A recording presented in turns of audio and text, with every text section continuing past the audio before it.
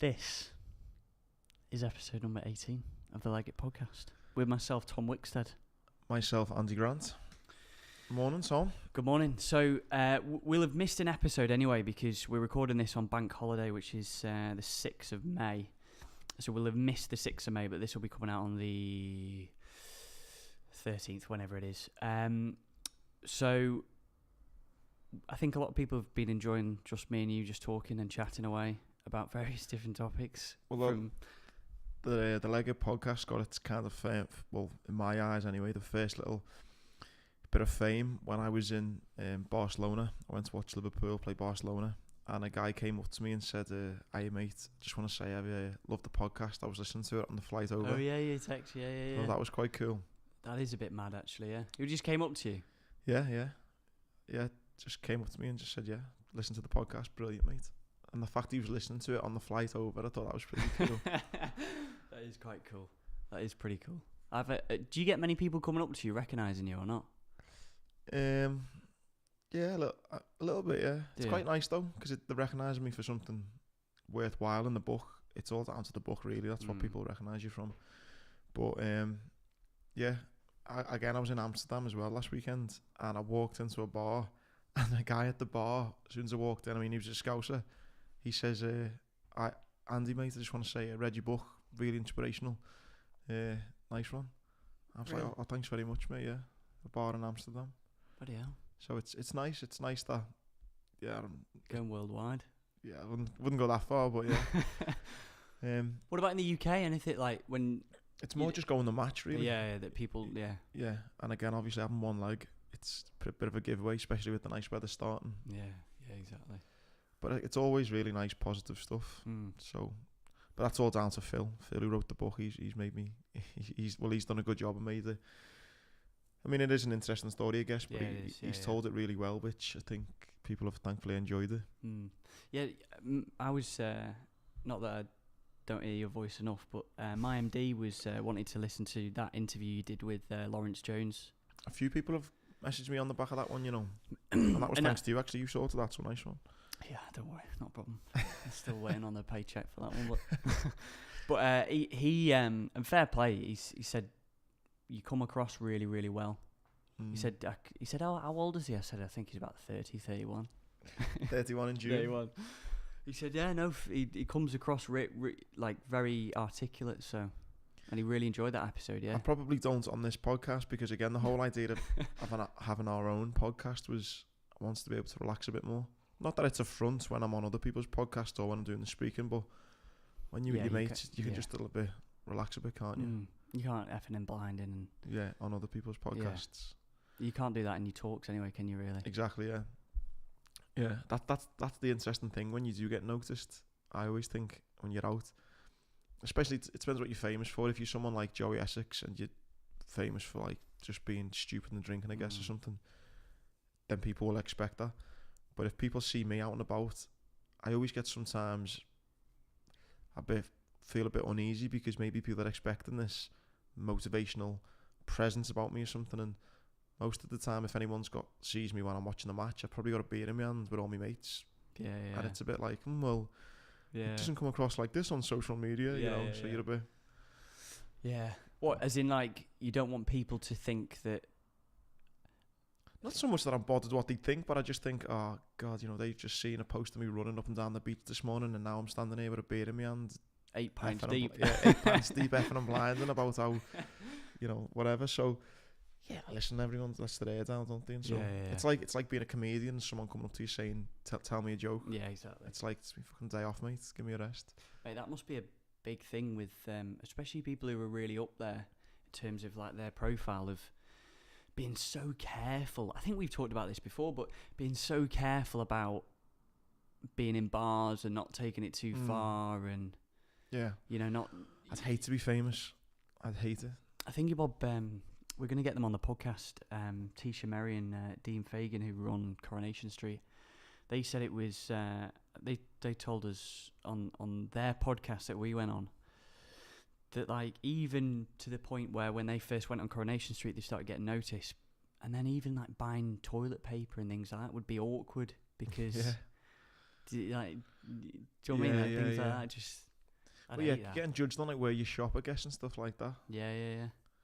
Yeah, no, I would not want to be famous at all. So I can't say too much, but I'm going to be on some sort of celebrity show over the next few months. Just leave it at that. I don't know what was more embarrassing, the fact that I'm not a celebrity or the fact that I've done awful on this show. But either way, like that just reinforced the whole kind of celebrity bullshit and famous. It's all nonsense. Like it's... that will change something though. That I think it will, yeah. I know without saying what it is, but yeah, I think it will, definitely. It's a popular show, I guess, but I don't think I don't well enough on it to. But anyway. Yeah, but when the whole would you rather be rich or famous? It's rich any day of the week over more than fame. Because you think it depends what level of fame, I guess, but you can't do anything when you get too famous, can you? No. Like if you're talking like David Beckham famous or Kevin Hart famous, that's your life over, isn't it? Yeah. Everywhere people spotting you and just...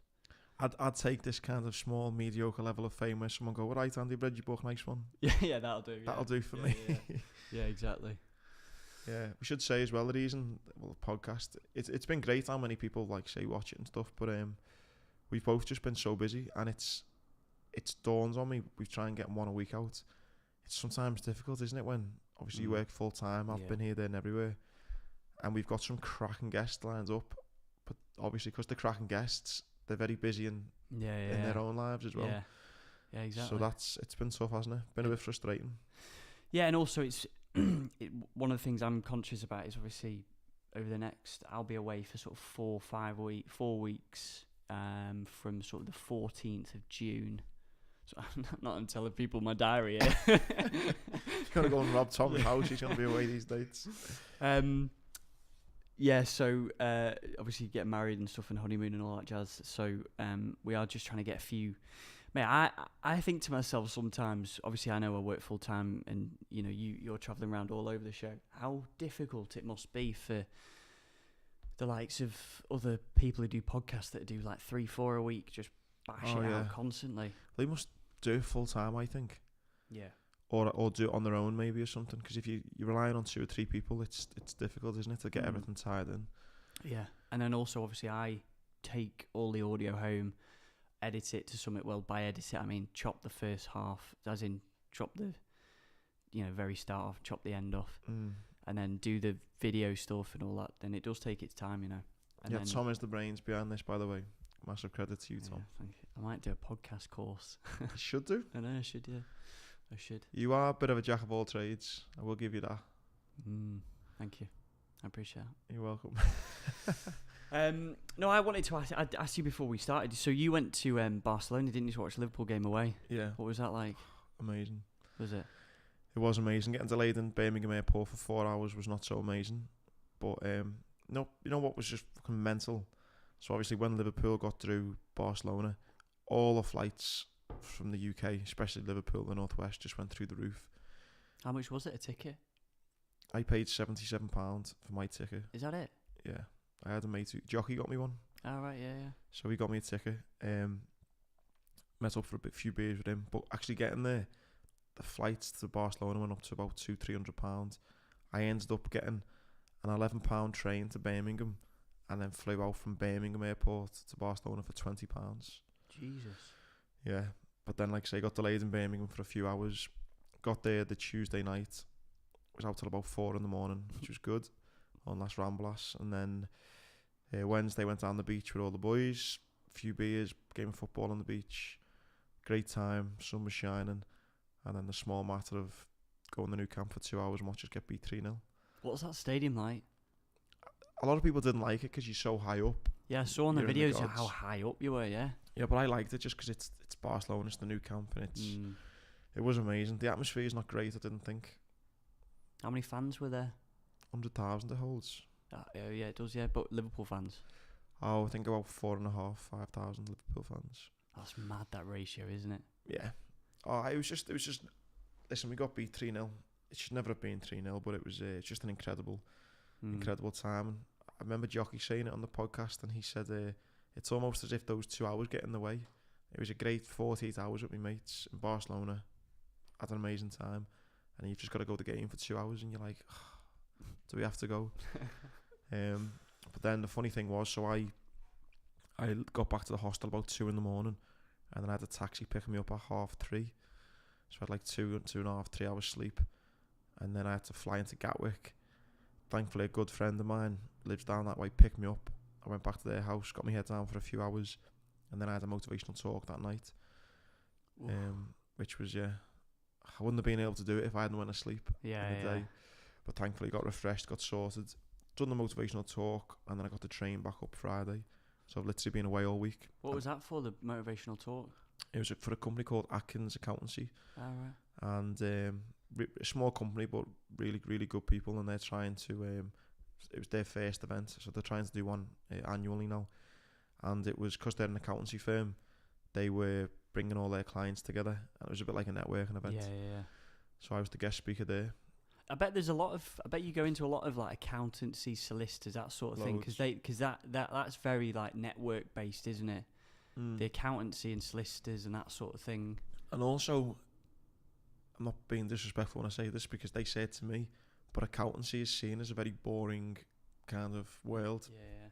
So I think to get a guest speaker in who's going to talk about the Marines, Afghanistan getting blown up, climbing mountains, breaking records, it's obviously a lot different than talking about numbers all day. So I've done quite a few. BlackRock, a few big banks. Yeah, BlackRock's they're fucking enormous. Yeah, I've done about 3 or 4 for BlackRock. Have you? Yeah. They did the do you call it a milk round when they come around at universities and stuff like that? BlackRock. Yeah, they're good to work for, to be fair. Yeah, so it was just only about 60 people in the audience, but yeah, it went really well. And then got the train back up Friday, and then I've just had my daughter all weekend. My missus, I'd sorted a hotel for you in Amsterdam because I get some points and stuff like that, and then obviously Barcelona, stuff like that. And my missus said, "Are you doing a podcast this week?" Because she likes to sort of get me out of the house. I said, no, Andy's he's been in Amsterdam, Barcelona. I thought to myself, you lived the life of like a fucking trust fund kid. Travelling around, and it's like what we said on the last podcast. It's like I have these ideas where I'm like, right, I've got to be sensible now and stuff, but then opportunities just come up and I'm like, fuck it. Just do it. Could be dead next week. Yeah. So, and then I'm going to Portugal on Wednesday. So that's my friend's stag do. So, actually I will have been when this comes out. Oh, yeah. So yeah, sound like I've been living the life a bit, which I have, to be fair, just trying to enjoy a few weeks. But then when I'm not away, I've got Alba kind of 100% of the time when I'm home then. So that's why the podcast has not been, well, we've not got any stored up, have we? Yeah, but exactly. then you've been, like, you're everywhere as well, to be fair. Yeah. All around the UK at least anyway. Yeah. I look at your Instagram story and you're in Glasgow 1 minute, then Bath the next, Oxford, London. You must do some miles in your car. Yeah, I do. It's very... Would you not fly anywhere, would you? I would, but for example, like from here to Glasgow, I can do it in 3 hours. By the time I've driven to Manchester Airport, what about the train? Fannied around. There was a replacement bus on. So I couldn't. But yeah, I do get the train a lot, just because it saves time. It's driving. It's so such a waste of time because you just can't do anything. Yeah, that's why I enjoy the train. I used to hate the train, but now I don't. I think on the laptop out, podcast on, bang, you're away. Yeah. The problem is with my sort of work is generally the places that I'm going are sort of bit out the way, a little bit out of the way, and so then you've got to fanny about with taxis and stuff like that. And sometimes it's just easy, just jump in your car. Yeah. Rather than having to get the train. But that is one thing that I have started to get trains a little bit more. But that train to London's perfect though, 2 hours. I went back down to Brighton for a conference the other week, and just the way I was in Brighton in like 3.5 hours. Yeah, on the train. Yeah. 2 hours, and obviously they're building HS2, aren't they, and all that. I think John Bishop sold his house, didn't he, to the people who HS2. He said something about it, didn't he? Yeah. Did he on the podcast, or have I read that? No, I think you've read it, yeah. Yeah. I think he bought the house for 2 million and sold. They bought it for 7. I need to 7. I need to fact check that, but yeah. He made 5 mil just by having to sell his house. Compulsory purchase or whatever they call it. It's got an investment, that, isn't it? He was at the match actually. I didn't see him, but I seen him on his Instagram. Did you? Yeah, he was out there. He's got a really good program on. I enjoyed it anyway. It was on the other night with him going around Ireland. I think I see it advertised. Yeah, it is very good. It is very good. Mate, the other thing that happened this week, we said before we started recording, your missus said, don't be slagging off social media anymore. Yeah. We seen the good of social media. So last year I turned 30 and I wanted to do something a bit different for my 30th rather than just go out and get pissed. I mean, I did end up going out and getting pissed, but I thought I want to do something a bit different. So unfortunately, my good friend of mine, he's always been a mate, but more recently he had a little baby boy, and they had scans done and they realised something was wrong with his leg. And basically they were given the decision to either have his leg amputated or go through a lot of reconstructive surgery for the next, first 15 years of his life. With him being mates with me, and he'd see me as an amputee, we became even closer. And then I ended up speaking to him and his missus and said, look, if I was you, this is what I'd do, and just trying to give advice. And I think for him, it was good that he was mates with me because, I'd been on stag do's with him, I'd been for runs with him, I'd been for a pint with him, I'd just lived a normal life, and he'd never ever seen having a below-the-knee amputation get in the way of anything.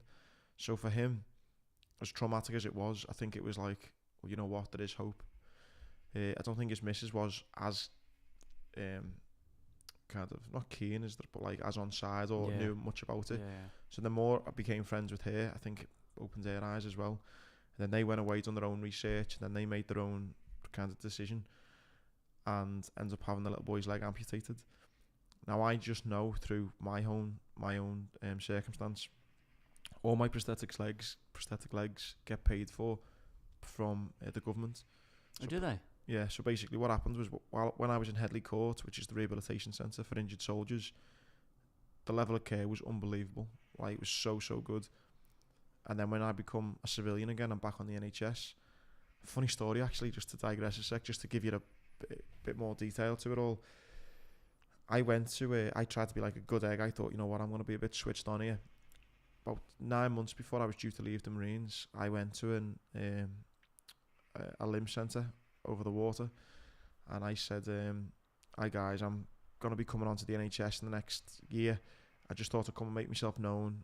I'm Andy, I was in the Marines, I got blown up, and obviously you guys are going to be looking after my prosthetic care for the rest of my life. And they said, oh hi, nice to see you. What prosthetic legs have you got? So I said, I've got this one, and a running blade. And he looked at me and he was like, you can't come here.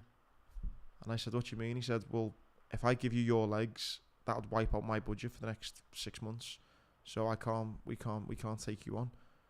And I said, right, okay, well, what do I do then? And he was like, I don't know, but you can't come here. And he was just a fucking knob, to be honest, this fella. So I went back to Headley Court, and thankfully this happened like 6-9 months before I was due to leave. I went back to Headley Court, told them this, and I think a few other lads were having similar issues all around the country, which then prompted the government to then step in. And when all the banks had been getting fined, or like, when the banks fuck up and they get fined. Yeah. What's it called? Anyway, there was basically a pot of money, and the government set aside like 10 million. And basically now, anytime any injured soldier wants to go and get prosthetic legs, there's like a separate pot of money. That's sorted for them. That's sorted for us now, yeah. So with me knowing this, I knew that if my mate Robbo, his little boy Mark, wants to have a decent prosthetic leg, there's a good chance he might have to private fund it. So I just said, listen mate, let's just try and do a bit of a fundraiser and get some money behind you, just for when you might not need it for 10 years, but at least you've got it. You'd rather have it and not use it than suddenly have to go, shit, I need $5,000 or something. So around June last year, my birthday, the 17th of June, I got about 10 of us together and we walked the Leeds-Liverpool Canal. So we got a minibus over to Leeds and then literally just walked back, doing like 30 miles a day for 5 days. Now I know that's no great challenge because people run it in like 2 days or something, or 1 day, but for us it was just a good little challenge. And and it was tough, by the way. You don't think walking will be hard, but it was tough. Yeah, it was really tough. We done that, finished on the Thursday. Where did you stay during those? Just like little B&Bs. Little B&Bs, yeah. Little hotels. And then on the Friday, we had a big like summer ball. So we had like 300-400 people there. I've done one when I first got injured for Help for Heroes, raised like 25 grand. Okay. And then we've done another one for this, for little Mark. And yeah, we raised about 25 grand for them. Jesus. Which was great. Great night. Raised loads of money for them. And selfishly, it was a bit of a birthday celebration for me. I had everyone there, which was cool. And then anyway, Mark's been getting on great and he's been walking around. And anyway, he got his first running blade last week. I don't actually think they've had to use the money yet. I think it was just through the NHS up to now.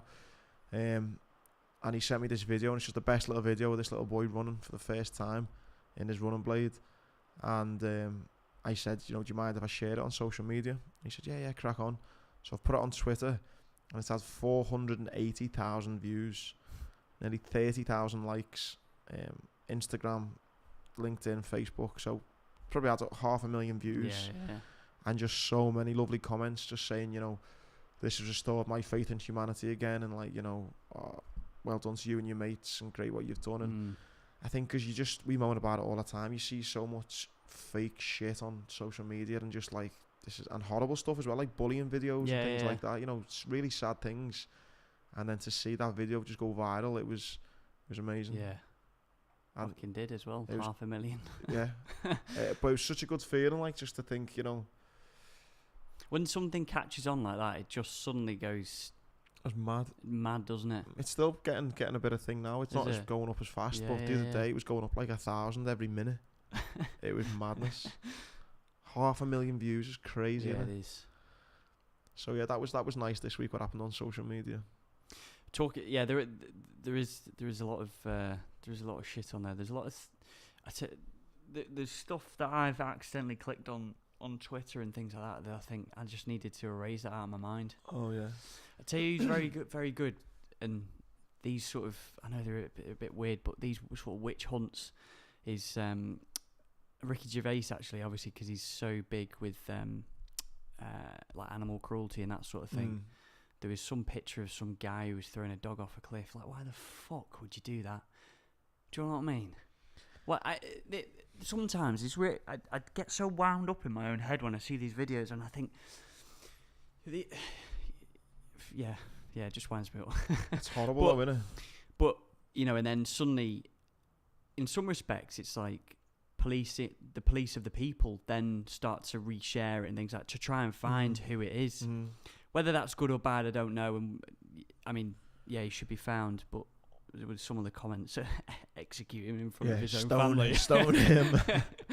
It's a bit heavy, but I think though, what's just as bad is the people recording it. Yeah, I don't get that. Especially when you see these terrorist attacks and things, and then the videos get sent around after it, and it's people are dying, needing help, and there's people just walking over recording them with a camera in the face. Yeah. When I got blown up in Afghanistan, if anyone wanted to come with a fucking camera in my face, do you know what I mean? Like, there was a lot of media though, wasn't there? Was journalists when you were out there, weren't there? Not all the time. They come for like a time. week. We had some guys from the a Scottish news Scottish journalist. I think it was only in the papers up in Scotland, and they were with us for about a week. I think there's some stuff on YouTube actually. I think of the time out there with us. Have you tried to have a look at it, find it? Yeah. It's years ago. Yeah, did yeah. Can you see you on it or not? I'm on the patrol, but you can't you wouldn't know that's me. Yeah. So yeah, we had journalists for a little bit. Yeah. I wonder how that worked. Do they just ask the? I think it must take a long time. Go through the MOD, and then the MOD then pick a unit to go to, and then you have to. I imagine they'd have to jump through a lot of hoops. Yeah, because you don't want to be having to carry some absolute. Yeah, from what I remember, these guys were fine. They were good lads. Yeah, I think Ross Kemp done probably the best. From my own experience, his was the most realistic of what it's like. I really enjoyed this. There's a really good journalist. What's his name? Ben something or other. And he's done some. I mean, and fair play to them when they. There was an ISIS one where they went into. Is the guy you've had on your podcast? No, that's Ben Zand. He's done a few really good stuff. Not necessarily war documentaries or anything like that. He's done one about Caracas and he's done loads. Yeah. Purple Aki. Yeah. Liverpool legends. Legends the wrong word, but yeah. He did one of them. But the war documentary stuff, I can't remember his name, Ben something. I'll find it in a sec. But he, and fair play to them, they followed a, not an insurgent, the reverse of insurgent, like in Syria. And it was just at the height. So whenever the height was, I don't know, of ISIS in Syria, maybe 2015, something like that, 2016 or something like that. And even to negotiate the way into there, and then to not then be people who were inside that little group to not say to the other, to ISIS or whatever, oh, these guys are in, and then they'll sell them off, or it's just insane just to have that, and you haven't got a weapon on you, you're just there with the camera. Just putting your trust in people's lives. Oh Jesus, I don't know how they do it, mate. I don't know how. And White Helmets, that was a really good documentary on. Have you seen that on Netflix? I've heard loads of things about it though. Yeah, I think it won an award at Sundance. I think it even won an Oscar for best documentary. Really? Yeah. It's a bit corrupt, that, isn't it? The White Helmet thing or something. I don't know. I just remember. I need to watch it. Yeah. Yeah, it is very. It's about the people who go into buildings to save people once they've been bombed and stuff like that. Yeah. Just. I mean, the some of the documentaries that are made, like there's some great ones, isn't there? Now documentaries. Yeah. That's what I tend to watch, to be honest. Now we spoke about it a little bit before. Like normal TV, I don't even watch any of it. I feel like, and I said this to Ben Zandu, the BBC documentary maker, that when I went down to London to have him on my podcast, is it seems like ever since sort of Louis Theroux time, when Louis Theroux started doing those little documentaries, and Chris Eubank, and then he did one about porn stars in the US. I think ever since then it sort of kick-started this documentary sort of like revolution, and you've got Vice do some cracking documentaries on YouTube, and then even more and more people are watching documentaries about everything from World War II through to... Why do you think that is? I don't know. I think that it's... people enjoy the truth, maybe. I don't know, but... You know what I think? I think we've been, because it's not just me and you moan about this, everyone moans about the kind of, that whole thing of people would rather be famous for being stupid than not being famous at all. And you have all this social media and reality TV stuff, and obviously it's popular. The Love Island and Keeping Up with the Kardashians and things like that, and The Only Way is Essex. It's obviously popular to certain people, but I almost think the kind of rise in popularity for documentaries is on the back of people just going, I fucking need to start using my brain again. Yeah. Stop watching shit that isn't even real. Yeah. Do you know That's a good point, that, yeah. And people are just sick of the whole bullshit of fucking Kim Kardashian and all that crap. Yeah. And saying, actually, you know what is going on in Syria at the moment, or what am I eating? What is all this kind of vegan stuff? I want to learn more about this. Yeah. And what about, where does bloody cocaine come from? What's the real story? What's happening in, and all these great documentaries. And I think it is a little bit of a backlash from just people going, there's so much shit TV on. I just want to find out. I want to find out it's something that's actually going to make me think, wow, actually, it's interesting. Yeah, definitely. No, I don't think it's a good point. There is First time I've made an intelligent point to you there, Tom. I'm so surprised. Yeah, it is a good point. Yeah, even like you've just mentioned about diet and things like Super Size Me. That came out in early 2000s, I think, with the McDonald's, which was again another. I watched that in school actually. I've not seen that. Have you not? Super Size Me, yeah. And then Michael Moore's done some cracking stuff with 9/11 and arms dealers and all sorts, and it does open your eye. It really, you'd think, fucking hell, I don't see that connection between that. Yeah. I don't, even going to a deeper level of I don't understand. I've just realised the link between arms companies and wars are obviously extremely profitable for arms companies like Lockheed Martin and all those. And I think that's why podcasts in some way, I mean, now I love Joe Rogan's podcast because you're learning things. It's not like I'm not catching up on latest episodes of EastEnders. Yeah. Do you know what I mean? I'm listening to, wow, Joe Rogan's talking to a guy who's done this or has done that or experienced this or is an expert in this. And I think that's a lot more beneficial than what happened in EastEnders. Maybe that's what we should do, bring out experts on certain topics on. Yeah, I'd love to, yeah. I tried to get a Wall Street journalist on my podcast a few months ago, and he wrote he wrote an article on the back of Narcos, obviously the Netflix series, about cocaine economics and the economics of that, and those sort of like little niche sort of pockets. Not that like I want to focus on cocaine, but like those little niche topics that you sort of don't really hear about, and I think are really interesting. Like like the people who.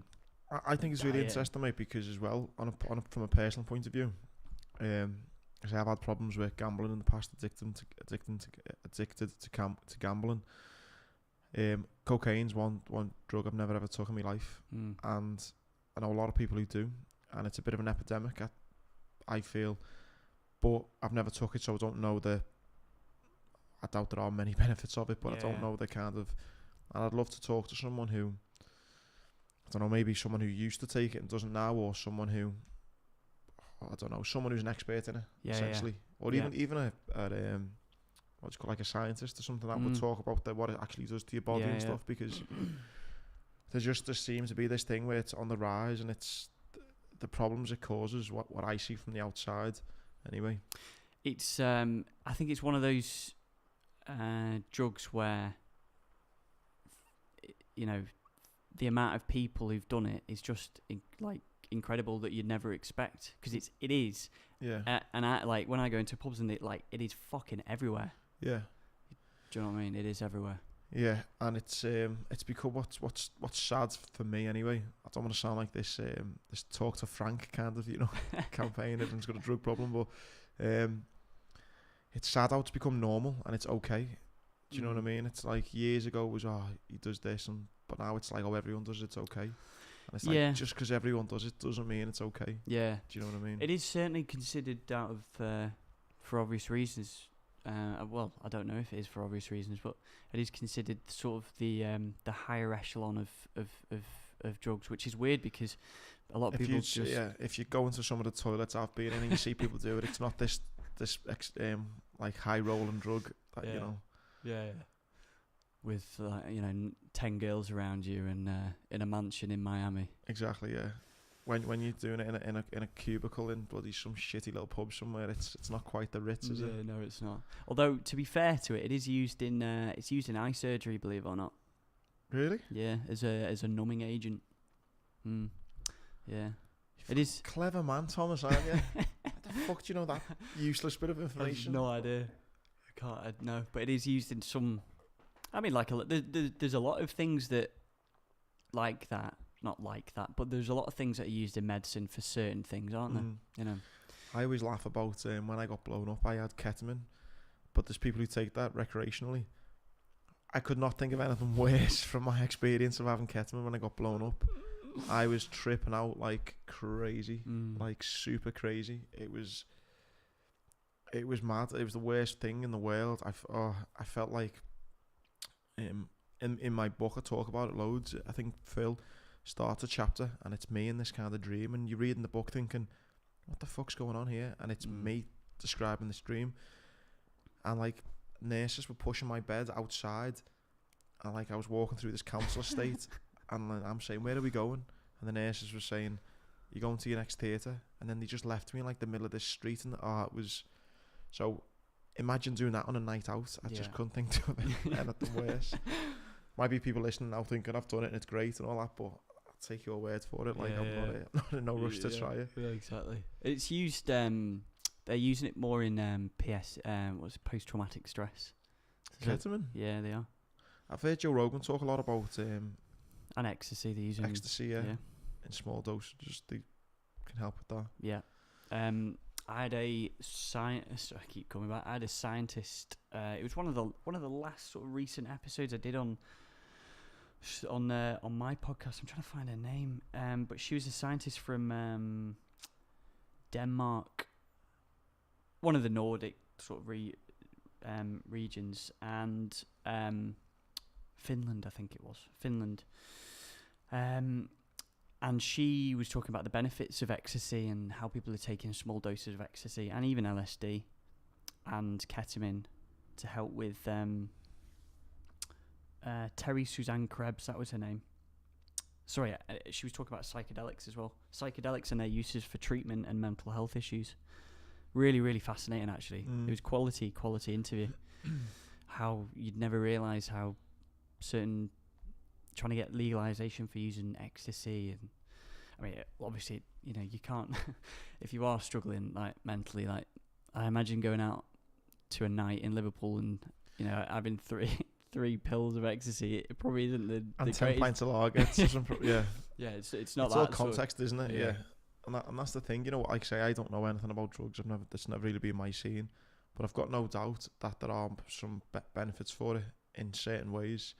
But it's like you're saying, taking a couple of tablets of this and a few lines of that and 10 pints of beer on a Friday night.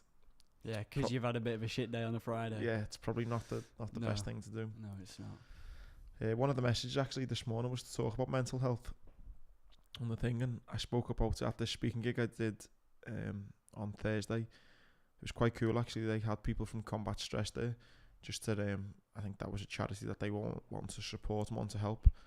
And one big thing, I've definitely spoke about this before, but with the military anyway, the big difference I think with mental health is that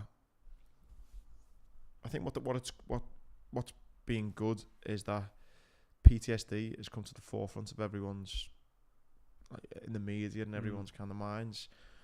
But PTSD is not just from the military. You know, you get PTSD from a car crash, or a fireman could get it, or it's any walk of life.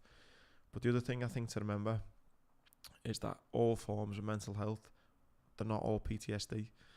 Do you know what I mean? And I spoke a little bit about my transition from the Marines, going from having this self-worth and the structure in my life to then not having any of it, and that led me to feel like really unhappy and depressed. Nothing to do with PTSD. I could sit here now for a 2-hour podcast and tell you every single detail of what it was like to get blown up, the smells, the pain, all the sounds. I could talk for 2 hours, 10 hours about that. Does not bother me whatsoever. All the things I see out in Afghan in general doesn't bother me. So I've not got PTSD. Do you never get like not flashback? Flashback sounds a bit cringy, but do you ever get like even just like little things that'll pop in? You think like remember something or? Not really. I think the first time I heard a Chinook helicopter, one flew over my house, and I thought, bloody hell, last time I heard that was when I was getting picked up from being blown up. Yeah. But it wasn't like this. Yeah. Didn't take me back to the moment. Because I always, as a kid, the things I thought of was like, and certainly heard about was like shell shock and that sort of thing, you know, with loud bangs and that sort of thing. And no, no. I could hear 2 huge explosions now, and I'd probably think like everyone else would, what the fuck was that? It would not. I wouldn't break out in a sweat and a panic, anything like that. Again, I remember the whole instant perfect. Isn't that so weird that some people, there's something in our brains that how you everything that you went through, I mean, losing a leg, I mean, being blown up, it's up there in terms of what can happen to you in a war zone, and then you'll get someone else who maybe hasn't gone what you've gone through, but maybe seen other things, and then how the brain, it's a weird old world, isn't it, with the brains. Yeah, as some people can, it can really affect them seeing something. Yeah, listen, I didn't see, I've seen a few, let's see, unpleasant things out there. But even that, I mean, I won't talk about them now, but I mean, I could even talk about that to you, and it doesn't bother me at all. Yeah. And one thing that used to frustrate me was when I became depressed later on down my recovery, people would automatically think, you might have that PTSD. And it's like, listen, mate, I've not got PTSD. I've got a fucking mortgage. I've got a missus who does my head in. I've got this, who's got, you know, just like most women, we've got a husband that does their head in. I've got bills to pay. I've got, you know, my car's got a flat tire. I've got to go and walk the dog. It's pissing down. It's just life getting on top of you. Yeah. And I think what we're in danger of seeing at the minute with mental health, it's fantastic. It's getting spoken about so much, but people can't use this whole kind of. I feel the word anxiety is a big one at the moment as well. Yeah. PTSD, everyone's got anxiety. It's like, have you though? Have you actually got anxiety, or is it just, you know, you're a bit nervous about something coming up? Yeah, a bit nervous about that job interview. That's not anxiety. Yeah. And everyone has anxiety. Everyone I speak to, I get really bad anxiety. No, you don't. You're just a bit nervous, excited and nervous at the same time, and you're a bit, you know. Yeah. And I think, as good as it is to talk about mental health, I think there has got to be some kind of. I feel a bit hypocritical and maybe wrong for saying this, but you know the way it used to be kind of this stiff upper lip thing, and you just crack on with it. And now it's gone the other way, where we almost talk about it. I think it needs to meet in the middle. I think that there does need to be a degree of that stiff upper lip, because fucking life is hard. Life is fucking shit sometimes, and yeah, it's good to tell people I'm struggling and I need help, and yeah, always do that. But at the same time, you've got to crack on a little bit as well. Yeah. Do you know what I mean? Yeah. Maybe I'm wrong for saying that, but that's how I feel like. Yeah, definitely, yeah. Because if everyone was like, you know what, I've got bad anxiety, or I've got bad this and bad this, and no one would fucking do it. Yeah. Do you know what I mean? Yeah. You need to be able to. My dad's a great example of that. You know, my dad, lost his wife when he was 36. Had to bring up 3 kids, me and my 2 little sisters. Seeing his son join the Marines, get blown up, go through an amputation. You know, he's the perfect example for someone to have really bad depression, really bad anxiety, all these things. And he's just like, just got to crack on, haven't you? You know, what do you want me to do? Sit and moan about it all day? What's going to change? So, and he's maybe too much like that, because he probably won't tell me if he's sad or depressed. So I think there's got to be somewhere to meet in the middle. Yeah, I mean, that anxiety thing's a funny old topic, because I mean, I've told you before, like, occasionally get panic attacks, things like that, which is the most weirdest thing in the world, because, like, you know, funny enough, I was thinking about this the other day, because I was in the shower. I get the most mental thoughts sometime in the shower. I think there's a reason why. It's, I think, because it's a very I can't remember I listened to something why a lot of people get thoughts when they're driving, and when I think it's a repetitive task that your brain. But anyway, so I was thinking about this in the shower the other day. When we went down to Soccer AM for Tube's interview, and he was talking about his heart attack and things like that. I could feel myself. I don't know what it is, whether my mind is weak or something like that, I don't know. But I could feel myself thinking, because I get this thing where I feel like sometimes I'm going to die, but it's the most weirdest thing ever. And then suddenly I'll start to feel a bit panicky.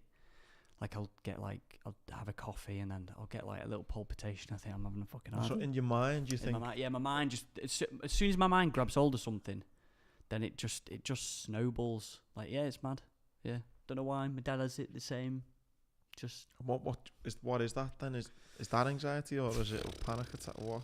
I mean, I went to over the Christmas period. I went to I went to Ivory Coast with work, and then it kicked off then, and it was a case of, I think, when my mind knows that, it's weird this, but when my mind knows that there isn't very good like medical facilities around, it suddenly goes into overdrive, because I just felt like all the time I was going to have a heart attack. It was horrible. Really? Yeah. And then I went to doctors, and he said, "Do you want these tablets?" I said, "No, mate, I don't want anything to do with fucking tablets at all." Yeah, it's weird. Just fucking weird. You know how your brain can suddenly take over, and then that is the thing, because once your brain takes over, you've lost it, because you can't. It's very difficult to try and get it back. You know. Yeah, I think and this is not a good thing. I'm very aware that this isn't a good personality trait to have, but I think seeing me dad kind of be so just fucking crack on, laissez-faire and blasé. Shit happens. It's fucking life is shit. But what do you want me to do?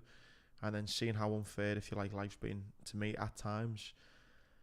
When someone does say to me, "Oh, you know, I've got anxiety about, you know, I'm trying to think of a stupid example where people would fret about something, you know, or what people are thinking of. Yeah, I'm getting anxiety. I'm going to miss this train or something. And it's like, do you know what I mean?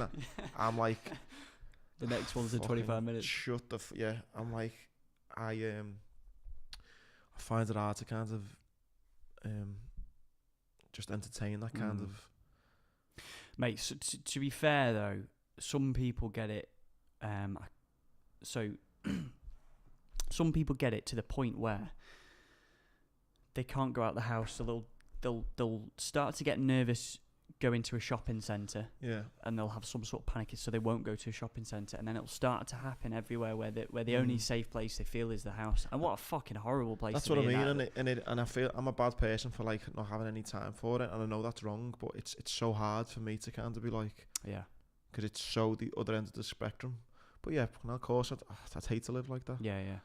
But yeah, mate, you raise a good point. Like, why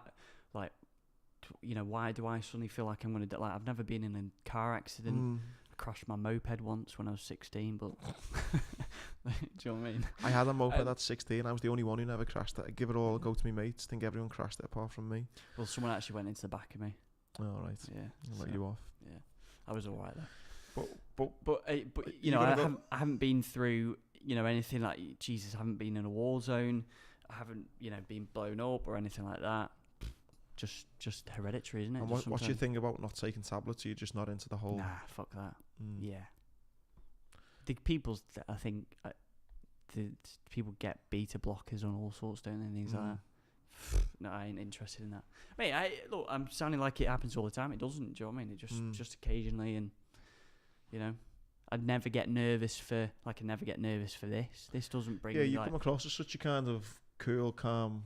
I'll do presentations at work in front of 20 people and, you know, things like that. Yeah. Do you know what it is? It's like when Paul Cheetham said, because it's when there's nothing on my mind to think about.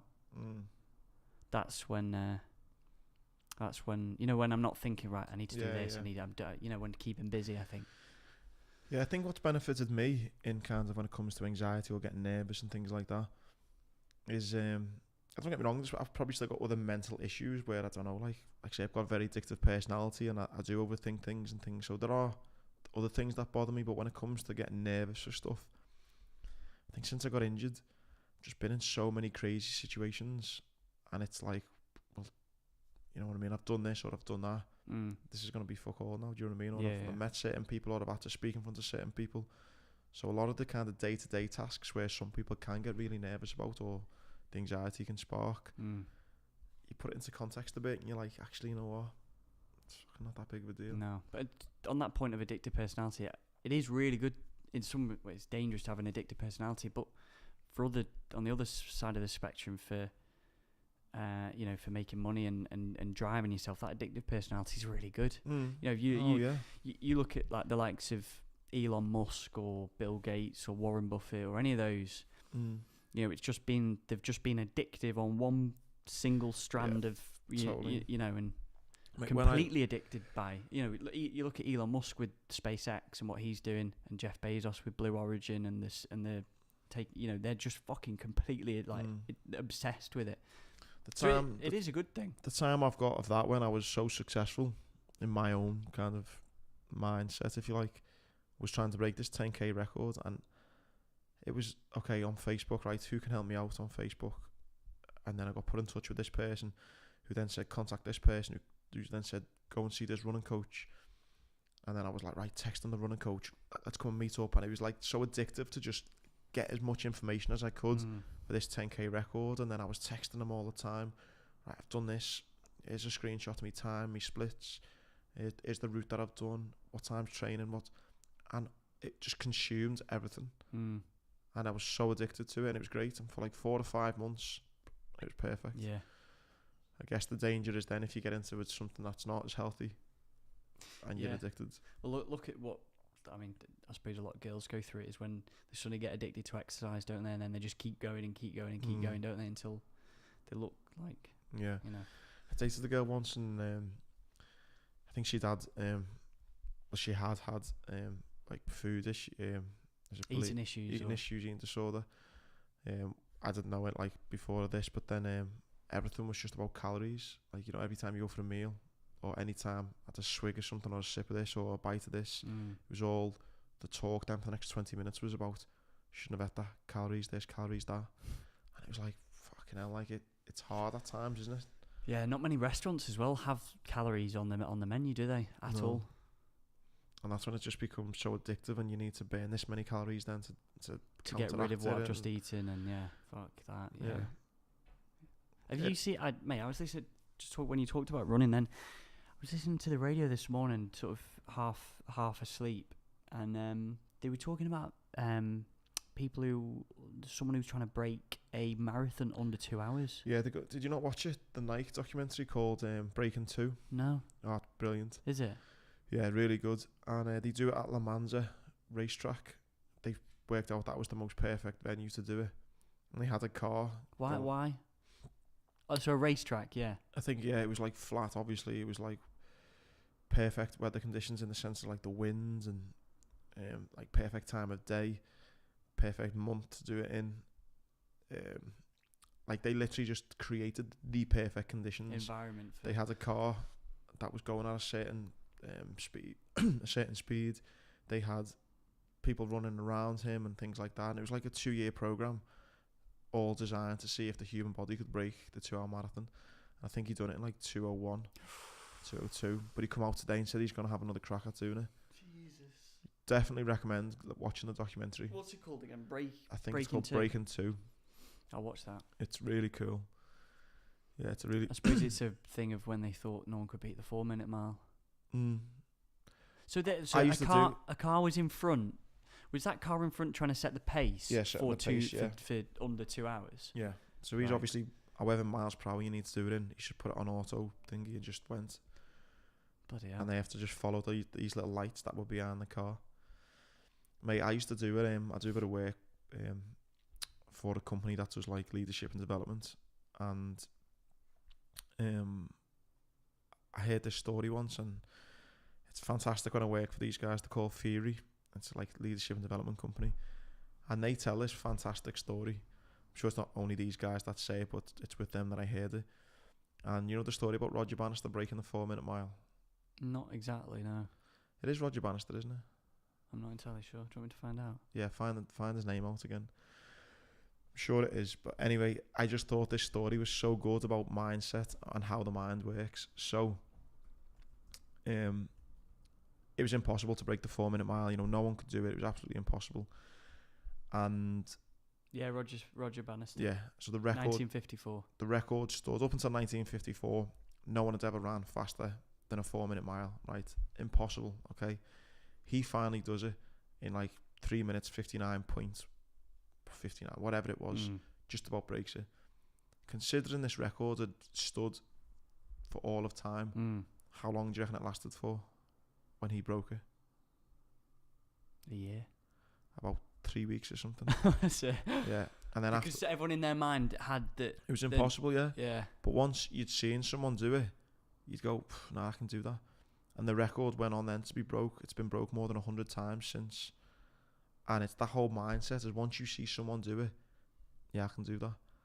And I just thought that's so fascinating to think that, you know, you think since 1954 no one's ever ran as fast as this man. One man does it, and now it gets breaking. It kept on getting broke literally every couple of months. Someone would run faster than him and faster than him and faster than him.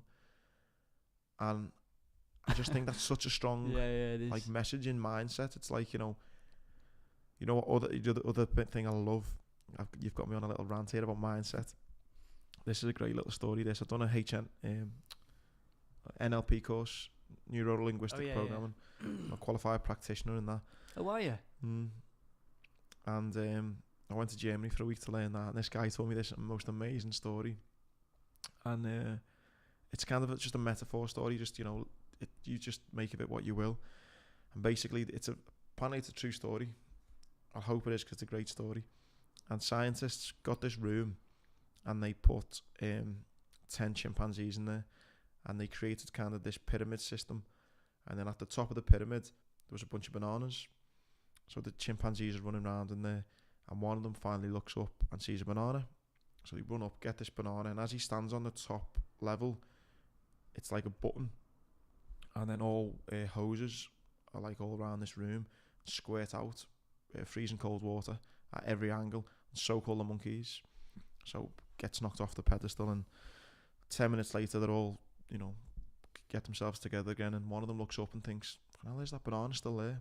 So he goes up, tries to get the banana, same thing happens. This happens a few more times until the monkeys realise, actually, don't go and grab those bananas because we're all going to get soaked. The scientists then take one monkey out and put a new monkey in. Now, this new monkey's never been in this room before, looks up and sees a banana. He starts going up the steps. One of the monkeys who knows what's going to happen runs over and like rugby tackles the new monkey to say like, we don't do that. Yeah, don't do it. They take another original monkey out, put a new one in. Same thing happens. They keep on repeating this process until all 10 monkeys from the original bunch have now gone. So there's 10 new monkeys no one actually knows what happens if you go up there. No one's actually seeing it, but they just know you can't do it. Do you know what I mean? That's mad. And then a baboon comes in and he just goes up and gets the banana. But by this point, the scientists have turned the hoses off. So this baboon goes up to the top and just sits there and just eats all the bananas. And that's the kind of story. It's like, you know, don't always listen to what people say is right. You know what I mean? It's like, be the baboon who says, well, why not? Why can't we go and do this? Yeah. Do you know what I mean? And I thought... It's good that. What was that NLP course like then? It was good, yeah. It was when Is that when people can sort of get over like fears of spiders and that sort of... Yeah, it can help you. There's part of it that does that. But for me, it was just a good way to... I was doing like a lot of networking I was just getting into the public speaking, doing a lot of networking and just wanted to become a better people person, to be honest. And you just learn about how different people communicate and how it's not always what you say. It's, you know, it's how you present yourself and the way you say things. And it was good, yeah. I probably should do a refresher. Like I say, it was a few years ago now, but I really enjoyed it. Yeah, I'd like to do something like that actually. Yeah. So why did you go to Germany to do it? That's just this guy I got recommended to. That's where he lived. Yeah, South African guy who lived in Hamburg. So I went there for 5 or 6 days. But yeah, he told me that story. It was great. Is there any other sort of takeaways from that? One funny thing he did, and I've done this at a few motivational talks before, is it's that whole, it's tricking the mind to just think, look, you know, don't always, you know, when you see something, don't always take it for what it is. You know, be prepared to ask questions and think, well, why? You know, who's telling me this and why are they telling me this? And he gives me a potato at the start of the week, and he just said, keep hold of this potato. So I've got this big, massive spud with me all week in my hotel room. And by the end of the week, he says, what do you think about this spud? Describe it to me. I'm thinking, fucking hell. And I'm just like, it's round, it's hard, it's ugly, it's this, it's that. And then he gives me a straw. And he said, tell me about a straw. What would you... And I said, well, it's weak, it's flimsy, it's plastic, it's, you know... And he said, well, so yeah. And he gets this potato and he gets this straw. And he puts the straw, and the straw slices right through the potato and comes out the other side. And he says, you know, don't always look at things and think they are what they are, because you'd never think a straw would go through a potato. No. And it goes right the way through. And he just used to drop just little droplets of little funny little stories like that. And sometimes you'd go away and you'd think, fucking hell, it's right there. And essentially what I took away from it is, like, you know, things like governments and corporations and just life. Do you know what I mean? Don't be afraid to question things, and things aren't always as they seem. And, no. You know, I like that sort of thing where magicians do it, I think, occasionally, of like being able to communicate something over to someone without them sort of really knowing what's going on. You know, when they... like they'll subconsciously just... Yeah. Well, they'll say, you know, I don't know, think of a letter or whatever, but then they'll go away and they'll start talking about something that relates to that, and then subconsciously. I love all that sort of... I think it's called, yeah, no, I'm fascinated with stuff like that. It is really cool. Being able to communicate, like, sort of... but I just pulled up the record for the not the quickest mile is 3 minutes and 43 seconds. Does it say how long it got broke if you type in, like, when it was broken? It literally got broken every few weeks or every few months for the next however many years. You know what else I love when you think back in time? Again, about mindset and about thinking outside the box and not always taking your first answer. You know, back in when cars were first made, if you had said to anyone, right, at that time, before there was a such thing as a car and there was horses and carts, if you'd said to anyone, what can we do to make your transport better? They'd say, we want faster horses. Faster horses, yeah. No one said, let's build a car, because what the fuck was a car? Do you know what I mean? It's having that mindset to go, actually, you know what? We need to think outside the box here. We need to think about something new. Yeah. Henry Ford said that, didn't he? So for a lot of Manchester in here, in the UK. Just trying to have a look now. What are you looking for? How many times it was broken? So since 1954, so you got 1954, 6 of May in Oxford, Roger Bannister. Sorry, do you want me to turn that round? Can you see that? That's how many times it's been broken since? So yeah. So that was then 3 minutes 59.4 seconds, and then so 1954, 21st of June. How many weeks later was that then? So June to May, so probably 4 weeks, something like that. How can something stand the test of time in all of humanity's history? No one's ever ran that fast, and it lasts less than a month. Less than a month, yeah. And then basically all the way through then until in 7th of July 1999 in Rome, a guy from Morocco ran 3 minutes 43 seconds and 13.13. Sorry. That's rapid, that. That is fucking rapid, isn't it? Yeah. Jesus Christ. But I love that though. I mean, my 10k record that I got, 37:17. I'd love someone. It could be Mark, who we were speaking about before. My mate's little boy with one leg.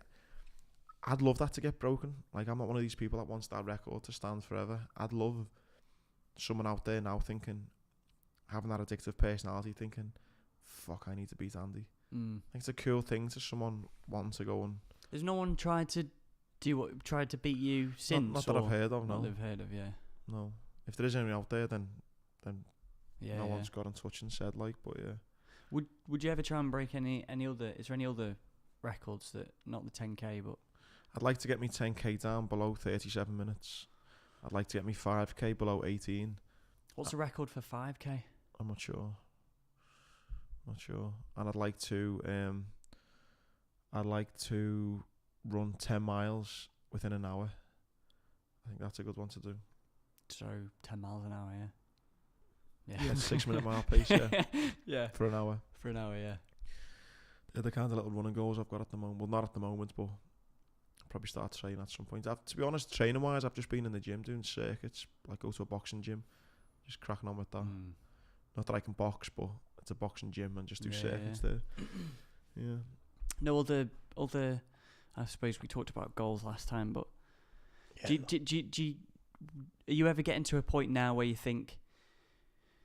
I think you have talked about this before, that you need something else to not fall back on, and I mean that. Do you know what I mean? Like, no, yeah, 100%, yeah. But it's just finding time to then take a step back and think, actually, I've got loads of speaking gigs coming up. I've got a little bit on the next few months, so it's like it's finding time to go. Actually, you know what? I need a bit of more of a longer term plan. What about, we talked about this before we started recording, the Pyongyang North Korea marathon? Oh yeah, as soon as I turn up, right, Tom, how's it going? Yeah, good mate. Yeah, would you like to go to North Korea? Conversation I had with Tom first thing this morning. No, honestly, I looked in it. I really wanted to go before it all. I really do feel that ever since a friend went about a year and a half ago, so it was fascinating. He ran the Pyongyang marathon. There's tour companies. There's a big famous tour company called KORYO Tours that do tours to North Korea. I think you fly into Beijing first, and then you either get a train or you can get a plane into North Korea. But it's just a fascinating place because I really don't think it's going to be like that for much longer. Especially now that our old mate Kim is... Have you sold any more bottles? No, I need to put them on eBay, mate. But now that... I know. I'll take them when we go. Now that he's been to Russia, he's been to Russia, he's obviously met Donald Trump twice in Singapore and Vietnam. I really do feel that over the next decade or so, it'll be opened up more. You're much more educated than me. Why is and I'm so grateful of it, but why is all this Brexit talk stopped the last few weeks? Well, they went on holiday. For like 2 weeks, didn't they? After they had the break, is that what it is? Yeah. Yeah. All the politicians. And I think we're all just fucking sick of it all, aren't we? I've been sick of it for years, but it still keeps rumbling on. But the last few weeks, it seems to have been a lot quieter. Is that what it is? They're all on holiday? Well, they were. Yeah, and then now there's just talks now, isn't there? But right. I fucking hate politics, so let's move on. Yeah, you should. So North Korea, that's the next challenge. Yeah. Just go to North Korea. Just go to North Korea and just do a tour, yeah, and just see what it's like. You go on the subway, which I think is the deepest subway in the world. Really? Yeah. Yeah. It partly acts as a bunker. Mm. Look, there it is, DPRK North Korea Marathon. How cool. A marathon's a tough distance to do. Have you ever done a marathon? Have you? It's I haven't. horrible. Because of my stump, I could only run in training about 16, 17 miles. And I only done one of them, and my stump was battered then, so I just couldn't do any more long runs. I just thought I'll just grin and bear it on the day. And I got to about mile 18, and I was on for a 3.5 hour marathon time, and then I ended up finishing in 4:20. That's just a broken. That's pretty good though. Nah. Is it not? No. I want to go under 4 hours, as close to 3.5 as possible, and I was just fucked. Yeah, I was in a bad way, a really bad way. Yeah, each runner is invited to participate in the race opening ceremony, which involves a lap of Kim Il-sung Stadium before heading out onto the streets of Pyongyang. All runners then have the chance to finish their race inside Kim Il-sung Stadium in front of a capacity of a crowd of 50,000 people. It's the closest experience to being in the Olympics. The date of the 2020 Pyongyang Marathon is yet to be confirmed, and the event is typically held on the first or second Sunday. There's another really... So they fill a stadium, 50,000 people? Yeah. Wonder if they have to pay those people to go in. Mate, they'll just be forced in there, won't they? They don't have to pay them. I suppose. Because it's not going to be friends and family, I guess, is it? Because people are... Mate, it's a weird old place where... Dom Jolly, do you remember Dom Jolly, the guy who did Trigger Happy TV? He wrote a book called Dark Tourist, and he went to all these different sort of there's Netflix did another called The Dark Tourist actually, where they went to certain very dark and sort of like North Korea is pretty dark, and then they went to that suicide forest in Japan, which is quite dark, a few other places, and I think he had to leave his phone at the border. They're not allowed journalists, or if you're a journalist, you're not allowed in. There's certain stipulations where you're not allowed in. And then there was that US guy who was... I mean, it's a sad story, but he... Do you remember the US guy who got pissed? I think he got pissed up in there and nicked a sign. In where? In North Korea. No. As a bit of a memento. And then he got... I think he was sentenced to like 8 years hard labour, and he came for out robbing a sign. Yeah. And what happened to him? Did he come out in the end? Did he? Or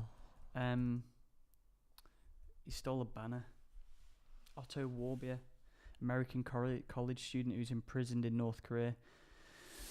He passed away. Oh, he died out there? Yeah. No, not out there. He was returned to the US, wasn't he? Yeah. How do you know all this? He was on the news a while ago. So, he was an American college student who was imprisoned in North Korea in 2016. In June 2017, he was released by North Korea in a vegetative state and died soon afterwards. Fucking hell. He entered North Korea as part of a guided tour group. You know, the one trying that to kill me off or something? Actually, it's a fucking good point, that. I don't know if you'd be allowed in because you've been in the military or not. Maybe, yeah. I'd have to find out. He was accused of attempting to steal a propaganda poster from his hotel, for which he was sentenced to 15 years imprisonment with hard labour. That's mental, isn't it? I mean, there's bloody murderers and bloody rapists that don't even get that time of year. I mean, in the nicest possible way. I know the tour company, because I've seen videos. The tour company go, look, this isn't fucking UK. We're not in the US here. Don't fuck about, because literally they will not take any prisoners. Yeah. So in some respects, like, yeah, he's not been asking for it in that sense. He didn't need to die over a sign. He really didn't. But no. But you shouldn't have been robbing the sign. You know, of all places. Yeah, you gotta have that. When I went to Colombia, went to Medellin, where Pablo Escobar. It was like the murder capital of the world for a few years. But it's you know, if you just common sense, keep your wits about you, don't do anything fucking stupid. It's an amazing place. Yeah, it's like anywhere, isn't it? You know, don't try and do something stupid in front of, you know. Don't, you know, it's just fight, like you know, I don't need to repeat yourself, but it's just common sense, isn't it? You know, don't get too pissed. Don't do something fucking stupid. That whole North Korea, which actually someone tweeted me about it, about a topic to talk about, was the whole conspiracy thing and all that. Did you see someone tweet us saying conspiracy theories? What do you like on them? Because I think North Korea's got that, like, the whole... I don't know, that just strikes me as a place as conspiracies and why they're all doing this and the whole... Well, with North Korea, I feel like, I mean, look, what they do to the people and everything is fucked up. You know, they have all these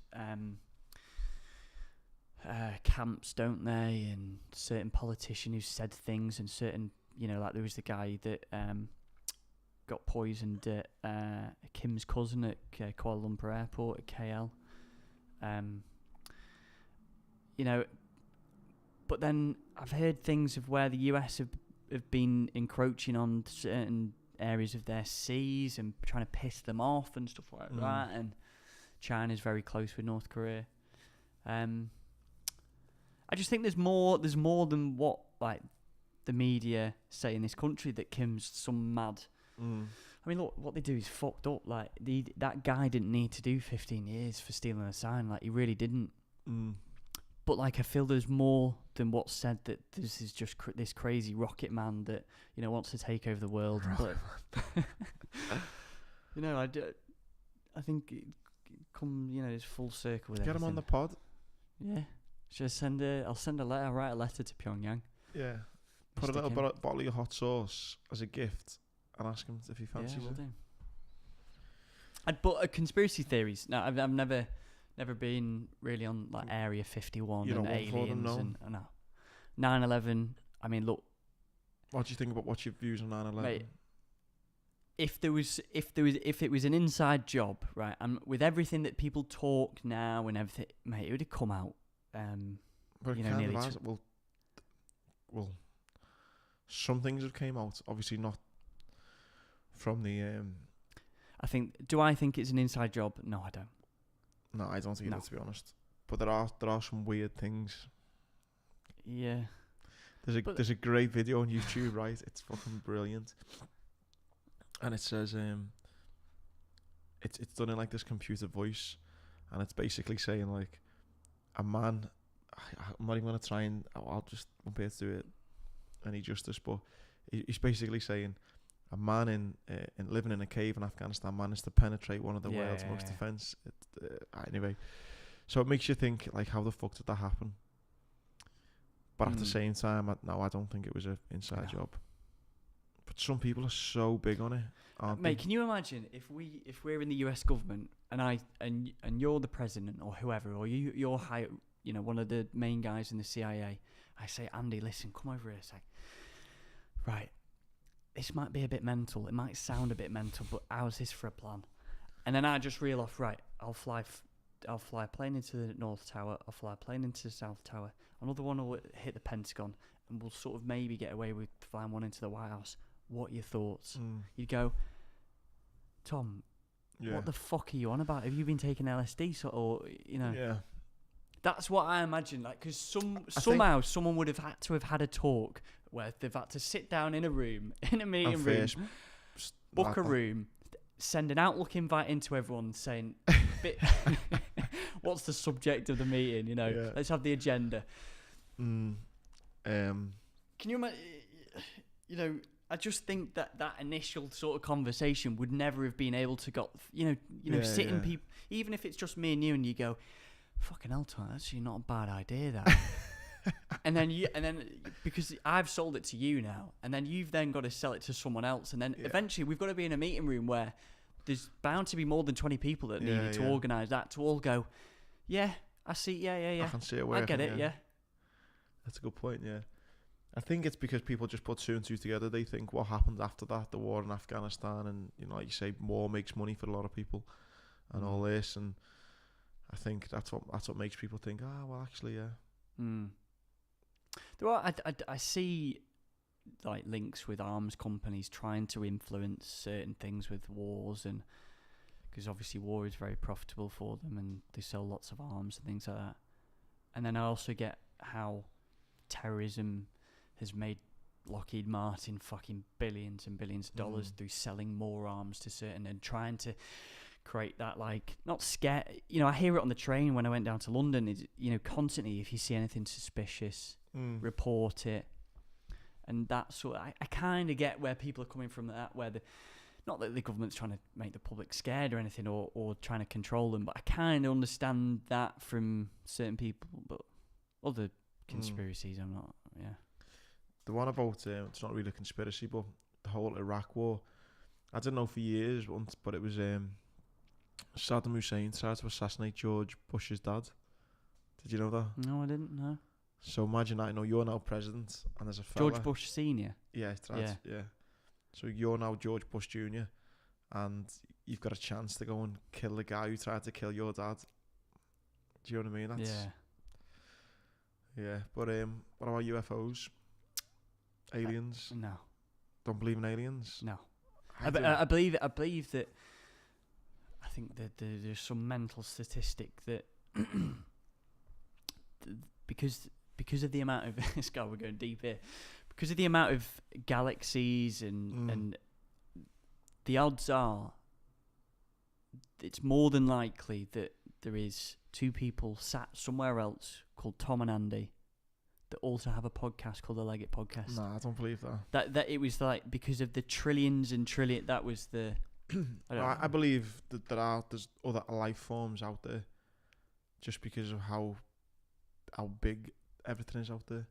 Definitely. There is, yeah. It's fucking crazy to think. Like, my mind actually starts to hurt. You know, when you watch these, there's a YouTube clip and it shows you Earth, and then it moves along and it says like how big the sun is and then how big that is, and it gets to the end. And it's fucking, you can't even see what we are. And you think there's got to be something else out there. Yeah, this little tiny rock flying. Someone said to me once, I can't remember who it was, said, if you're ever worrying about something, just remember we're just a bunch of monkeys clinging to a rock flying through space, so nothing really matters. Exactly. I seen, what was it? I think on Netflix the other day about space and about Voyager. It's like the longest one that they've sent out. Yeah. It was really good. And they were saying like it's crazy when you look up and you see how many stars, but how far away they all are. There's so much of space out there of nothing. I think it was something like the size of the Milky Way galaxy is there it is. The size of the Milky Way galaxy, just the Milky Way galaxy that we're in. That's one galaxy. Is its radius, so from the centre to the outside, is 52,850 light years. So obviously, if that's the radius, then double that for how so. It genuinely makes me think like, what the fuck? But you know, 52,850 light years.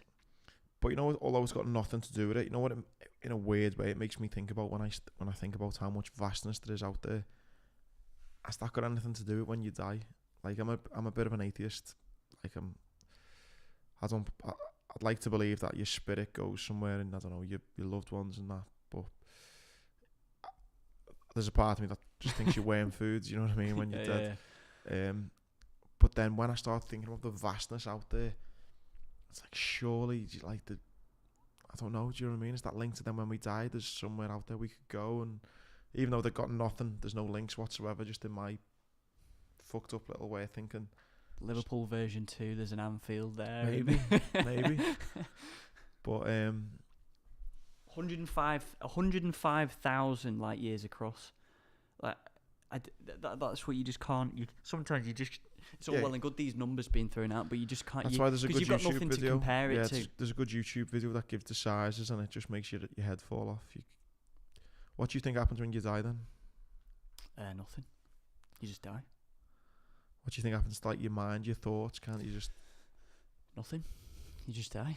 You reckon, yeah, I do. Yeah. Not believe in ghosts. Nope. You not had any experiences of ghosts? Nothing. Never. I tried a Ouija board once, but I'd never do that. Yeah, I did. Yeah. What happened? Mate, it's all bullshit. Do you know what I mean? Is it? Like, yeah, of course it is. I remember my mum told me never to ever do it. I was petrified, and I never ever did. Yeah, and I wouldn't do to this day. Mate, Even though I don't believe everyone, in it. There's because so you're fucking crazy. I'd never done that. Yeah, it was a while ago. So you've got a board, you've got numbers. Sorry, you got numbers. You got letters around it. You've got a yes and a no, and then you've got a like a triangle thing that you all put your hands on. But, it's the fact that you all have to put your hands on it for it to move. Do you know what I mean? That's what. And what happened then? Did anything happen? Yeah, be honest? If people will move it. Do you know what I mean? That's. But nothing happened where you couldn't explain it. No, nothing happened to me afterwards. I wasn't like involved in a car accident afterwards, or none of these things. Like, but yeah, no, it's the one thing is, why don't you just, if it was true, get it to move on its own without everyone to put, The only thing that's ever happened to me, and this is 100%, you can explain it. It wasn't long after my mum died, and I was 12. Yeah, I was 12, and then it was me.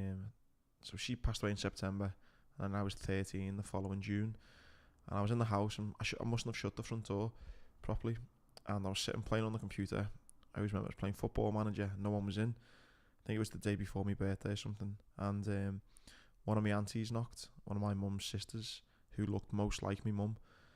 And she must have knocked, and I hadn't answered, but the door was open. So she's walked in.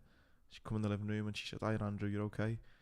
And I swear to God, it was my mum. Like, it looked the spitting image of my mum. And she went, "Happy birthday." And I stood up and I went, "Happy birthday." And she went, "You okay?" And I said, and I just didn't know what to say. And she gave me a hug and went, "Yeah, mate." And I think she thought, what the fuck's going on? And she kind of just got off within a couple of minutes. Jesus. But for like, and obviously it wasn't my mum. Yeah, obviously not. It's not a ghost, or it wasn't anything. It was just my mind playing a trick on me. But that's probably the only kind of ghost or kind of spirit or kind of. But it freaked me out enough when she said happy birthday to me. I said, "Happy birthday." Like, my mind had just went a bit. Just, yeah. Yeah. AWOL. But that's the only kind of. I've never really had anything happen to me. I've seen things a lot when I'm pissed, but not. Yeah. No, never anything like that. Are you one of those, like, you've got to see it to believe it? Yeah. And I mean, Carl Pilkington says it very well. He says, why are they always wearing Victorian clothing as well? Surely you'd see them with like they're a fucking Air Max on. Yeah, you don't see. Yeah, they always have they're always dressed in Victorians, aren't they? And now as well, if you ever see anything, the level of Photoshop is incredible now. Like, I don't believe anything I see on the internet anymore. Yeah. Did you see one the other day? And a lot of people fell for it, and it was someone tweeted it. What was it?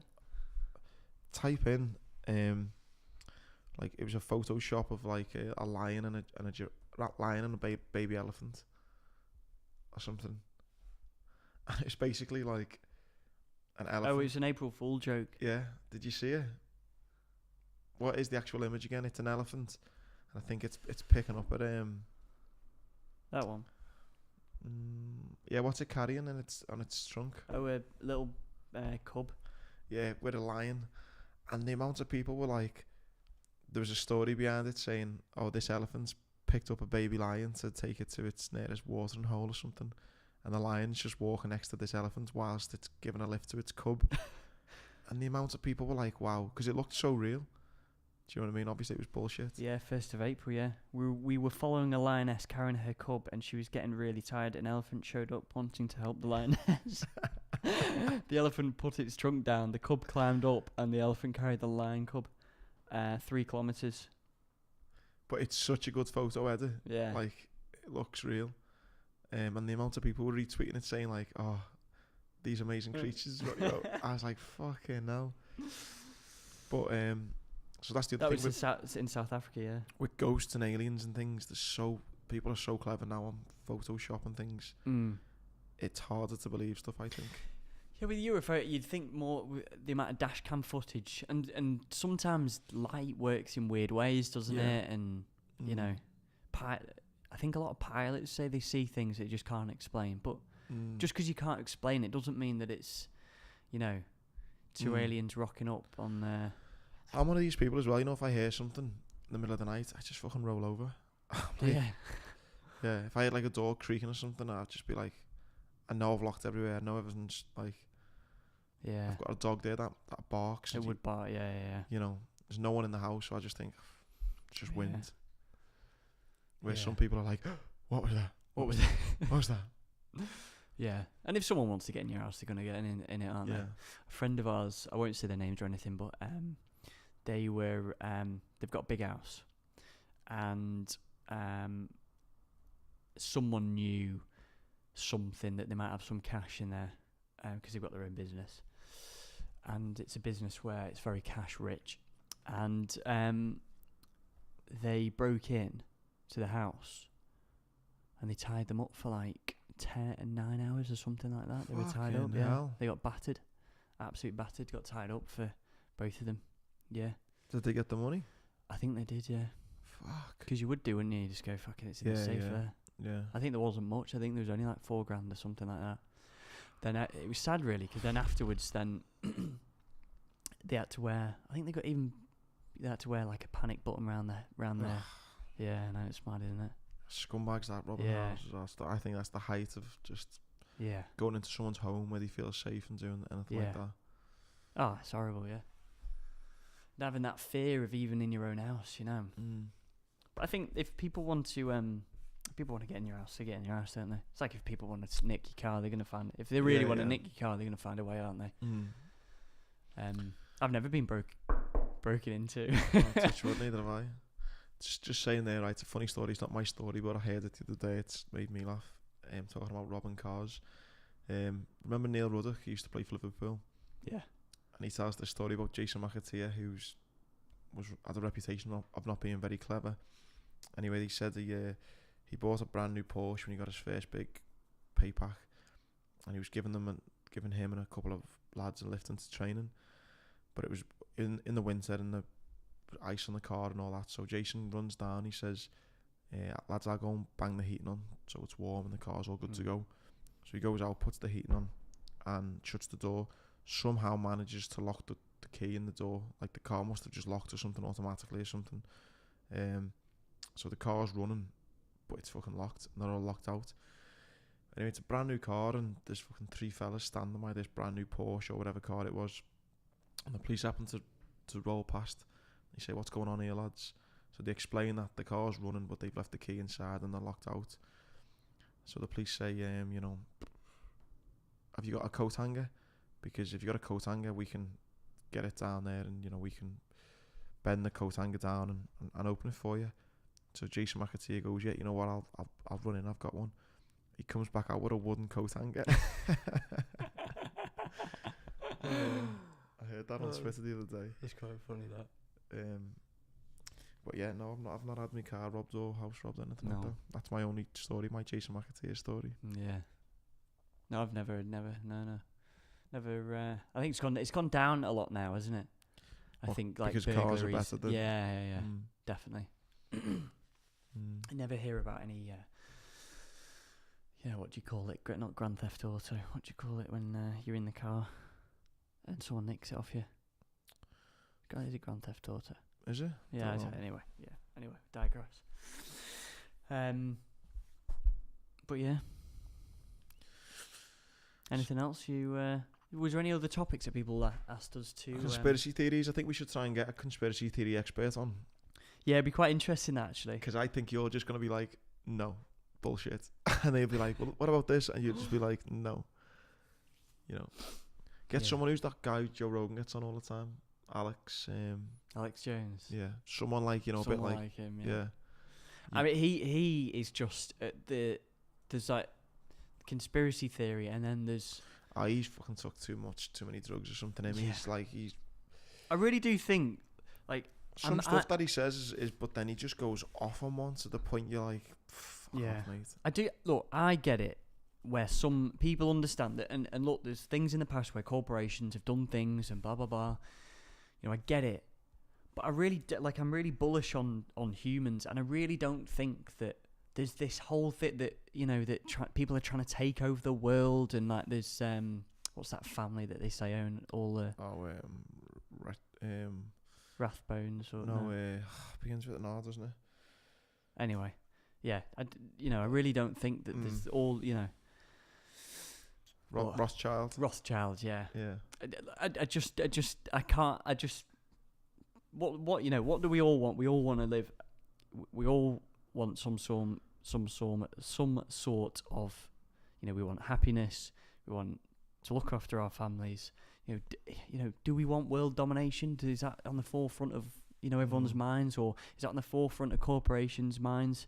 You know, the levels that, you know, I see it even just in our firm, and we're nowhere near a publicly traded company at all by any stretch of the imagination. But some of the hoops that you have to jump through when dealing with corporations, all the things, I just cannot see how there's, you know, could happen, yeah. Yeah, the fucking red tape that sometimes we have to deal with, and you think there's a corporation out there that wants to, you know, I just don't see it happening, but maybe. But yeah, we will do. Yeah. Anything else you want to? Mate, I really enjoy these chats, and how long have we been speaking for? An hour and a half. They really do fly by. Yeah, it was good.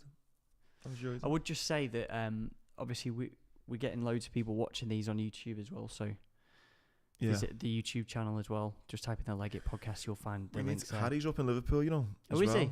When? In a couple of weeks. What date? It's up for the weekend of rugby. Which date will that be? Anfield.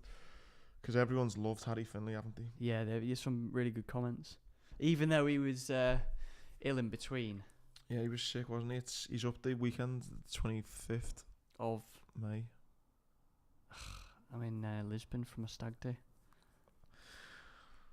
Well, sorry guys. Tom's fault, not mine. Nah, we'll sort something. All right.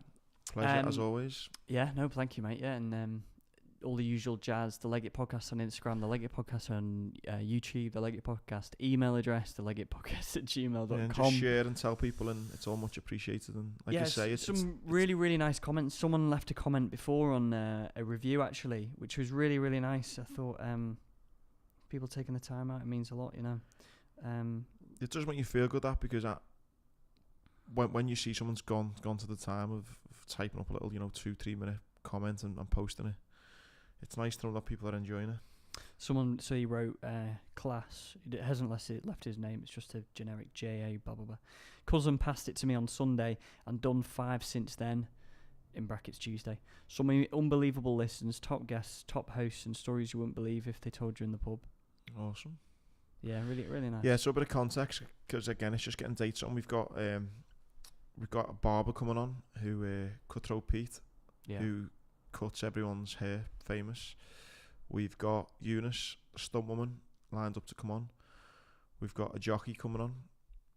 We have a couple of actors coming on. Yeah. We've got Jay from Tattoo Fixers coming on. So we've got some good guests lined up. It's just getting me and you in the country at the same time, in the same place. Yeah. So it's exciting times. Yeah, it is, yeah. Rightio. It's a wrap. Right, you're a star. Thank you, mate. Cheers for that. Flies